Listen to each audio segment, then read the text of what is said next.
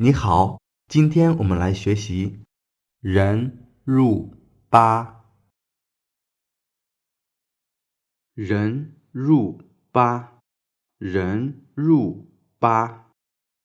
人撇捺 left falling, right falling. 人 means people. 入撇捺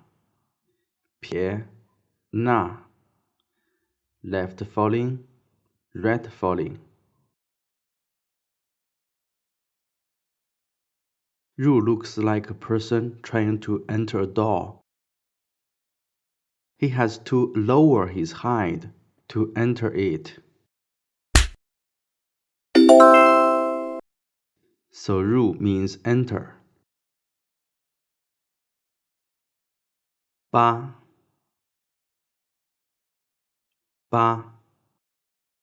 撇捺 left falling, right falling.